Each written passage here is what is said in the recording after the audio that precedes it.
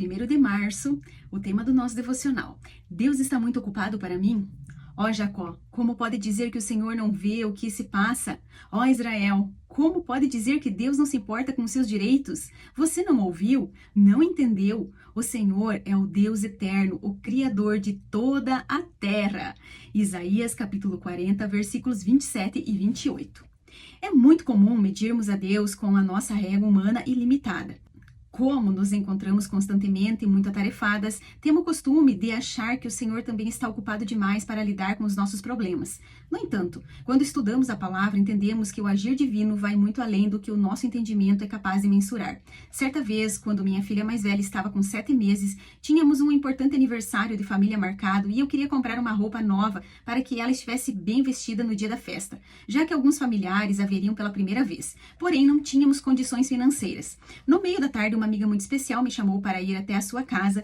Quando cheguei lá, ela me recebeu com um presente inesperado. Um lindo vestido azul, uma tiara de cabelo e sapatinhos de bebê. Deus me disse que a filha dele precisava de um vestido. Ela comentou com um sorriso no rosto. Naquele dia não pude conter minhas lágrimas. Por vezes, pensamos que nossas necessidades são pequenas demais para Deus, mas o Criador de toda a terra não está indiferente. Seu cuidado por nós é abundante e perpétuo, por isso podemos crer que Ele está atento até nos mínimos detalhes. Minha querida, o Pai não está ocupado demais para você. Os detalhes da sua vida não estão ocultos aos olhos dele. Lucas capítulo 11.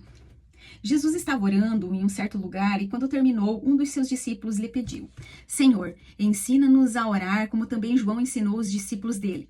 Então Jesus disse: quando vocês orarem, digam: Pai, santificado seja o teu nome, venha o teu reino, o pão nosso de cada dia, dá-nos diariamente. Perdoa-nos os nossos pecados, pois também nós perdoamos a todo o que nos deve, e não nos deixe cair em tentação. Jesus disse ainda: se um de vocês tiver um amigo e for procurá-lo à meia-noite dizendo: Amigo, me empreste 3 pães, porque outro amigo me chegou de viagem e eu não tenho nada para lhe oferecer. E se o outro lhe responder lá de dentro: Deixe-me em paz, a porta já está fechada e eu e os meus filhos já estamos deitados, não posso me levantar para lhe dar os pães. Digo a vocês que, se ele não se levantar para dar esses pães por ser seu amigo, ele o fará por causa do incômodo. Ele dará tudo de que tiver necessidade. Por isso digo a vocês: peçam e lhes será dado, busquem e o acharão, batam e a porta será aberta para vocês, pois todo o que pede recebe, o que busca encontra, e quem bate a porta será aberta. Quem de vocês, sendo pai, daria uma cobra ao filho que lhe pede um peixe? Ou daria um escorpião ao filho que lhe pede um ovo? Ora, se vocês, que são maus, sabem dar coisas boas aos seus filhos, quanto mais o Pai Celeste dará o Espírito Santo aos que lhe pedirem. Certo dia, Jesus estava expulsando um demônio que era mudo. E aconteceu que, ao sair o demônio, o mudo passou a falar. E as multidões se admiravam. Mas alguns deles diziam: ele expulsa os demônios pelo poder de Beelzebu, o maioral dos demônios. E outros, tentando-o, pediam dele um sinal vindo do céu. Mas Jesus, sabendo o que passava pela mente deles, disse-lhes: todo reino dividido contra si mesmo ficará deserto, e casa sobre casa cairá. Se também Satanás estiver dividido contra si mesmo, como o seu reino permanecerá? Isso porque vocês dizem que eu expulso os demônios por Beelzebu. E se eu expulso os demônios por Beelzebu, por quem os filhos de vocês os expulsam? Porque isso eles mesmos serão os juízos de vocês. Se, porém, eu expulso os demônios pelo dedo de Deus, certamente é chegado o reino de Deus sobre vocês. Quando o valente, bem armado, guarda sua própria casa, todos os seus bens ficam em segurança. Mas se aparece alguém mais valente do que ele, vence-o, tira-lhe a armadura que confiava e reparte os seus despojos. Quem não é por mim, é contra mim, e quem comigo não ajunta, espalha. Quando o espírito imundo sai de uma pessoa, anda por lugares áridos procurando repouso, e não o achando diz: voltarei para minha casa de onde saí. E voltando, encontra varrida e arrumada. Então vai e leva consigo outros 7 espíritos, piores do que ele, e entrando, habitam ali. E o último estado daquela pessoa se torna pior do que o primeiro. Aconteceu que, ao dizer Jesus essas palavras, uma mulher que estava no meio da multidão disse a ele, erguendo a voz: Bem-aventurado o ventre que concebeu você e os seios que o amamentaram. Jesus, porém, respondeu: Pelo contrário, mais bem-aventurados são os que ouvem a palavra de Deus e aguardam. Visto que aumentavam as multidões em volta dele, Jesus começou a dizer: Esta é uma geração perversa, pede sinal, mas nenhum sinal lhe será dado, senão o de Jonas. Porque assim como Jonas foi sinal para os ninivitas, o Filho do Homem homem o será para esta geração.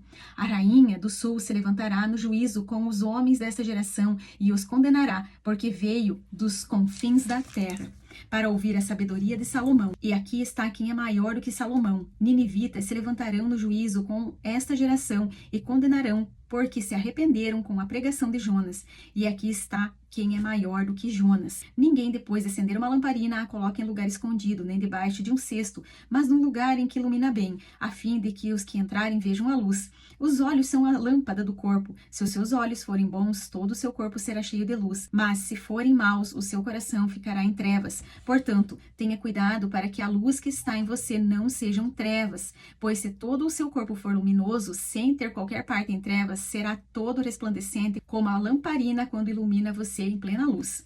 Ao falar Jesus estas palavras, um fariseu o convidou para uma refeição na sua casa.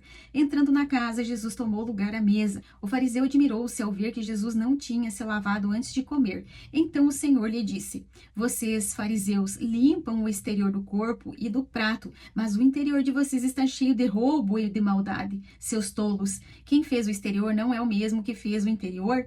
Mas deem como esmola o que está dentro do corpo e do prato, e tudo lhe será limpo. Ai de vocês, fariseus, porque vocês dão o dízimo da hortelã, da arruda e de todas as hortaliças, e desprezam a justiça e o amor de Deus. Vocês deveriam fazer estas coisas sem omitir aquelas. Ai de vocês, fariseus, porque gostam da primeira cadeira das sinagogas e das saudações das praças. Ai de vocês que são como as sepulturas invisíveis, sobre as quais as pessoas passam sem perceber. Então, tomando a palavra, um dos intérpretes da lei disse a Jesus: Mestre, ao dizer estas coisas, o Senhor está ofendendo também a nós. Mas Jesus respondeu: Ai de vocês também, intérpretes da lei, porque sobrecarregam os outros com fardos superiores às suas forças, mas vocês nem sequer com um dedo tocam nesses fardos. Ai de vocês, porque edificam os túmulos dos profetas que os pais de vocês assassinaram, e assim são testemunhas e aprovam com cumplicidade as obras dos pais de vocês, porque eles mataram os profetas e vocês edificam túmulos para eles. Por isso também disse a sabedoria de Deus: Mandei para eles profetas e apóstolos, e alguns deles mataram e outros perseguiram, para que desta geração se peçam contas do sangue dos profetas derramado desde a fundação do mundo, desde o sangue de Abel até o sangue de Zacarias, que foi assassinado entre o altar e o santuário. Sim, eu afirmo a vocês que se pedirão contas a esta geração.